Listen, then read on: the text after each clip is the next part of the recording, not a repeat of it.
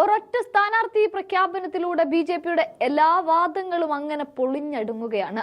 ഗാന്ധി കുടുംബത്തിന്റെ ഊണുമുറിയിലാണ് കോൺഗ്രസിന്റെ സ്ഥാനാർത്ഥി പ്രഖ്യാപനം, കോൺഗ്രസിൽ കുടുംബവാഴ്ചയാണ് എന്നൊക്കെ പാടിപ്പറഞ്ഞ് നടന്നവർ തന്നെ നിലവിലെ എംപിയും വിദേശ സാംസ്കാരിക മന്ത്രിയും ഒക്കെയായ ന്യൂഡൽഹി സിറ്റിംഗ് എംപി മീനാക്ഷി ലേഖിയെ പുറത്തേക്കെറിഞ്ഞുകൊണ്ട് സുഷമ സ്വരാജിന്റെ മകൾ ബാൻസുരി സ്വരാജിനെ പകരം ആ സ്ഥാനത്തേക്ക് നിർത്തുകയാണ്. ഇവിടെ ഒറ്റ ചോദ്യമേ ഉള്ളൂ, എന്തേ ഇത് കുടുംബ പാരമ്പര്യമല്ലേ? പക്ഷേ ബി.ജെ.പിക്ക് ഒന്നും മിണ്ടാനില്ല.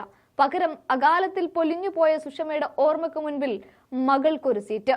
ഇവിടെ സ്ഥാനാർത്ഥിയായ മകൾ പറയുന്നതോ എല്ലാം തന്റെ അമ്മ സ്വർഗത്തിലിരുന്ന് കാണുമെന്നുമാണ്. എന്തായാലും ഈ ഒരൊറ്റ സ്ഥാനാർത്ഥി പ്രഖ്യാപനത്തിലൂടെ ബി.ജെ.പിയുടെ എല്ലാ വാദങ്ങളും കള്ളമാണെന്ന് ബി.ജെ.പിക്ക് അകത്തുള്ളവർക്ക് തന്നെ മനസ്സിലാവുന്നു എന്നുള്ളതാണ്.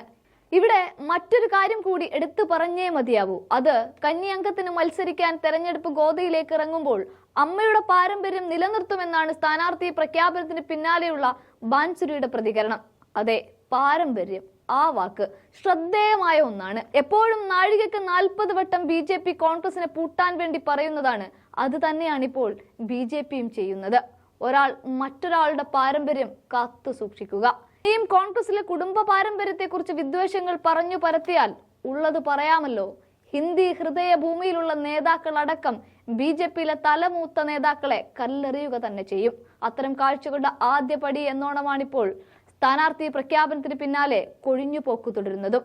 എന്തായാലും നിയമവിദഗ്ധയായ ബാൻസുരി ബി.ജെ.പിയുടെ നിയമസെൽ കോ കൺവീനർ കൂടിയാണ്. 2007 ബാർ കൗൺസിൽ അംഗമായ ബാൻസുരി 15 വർഷമായി അഭിഭാഷകയായി പ്രവർത്തിക്കുന്നുമുണ്ട്.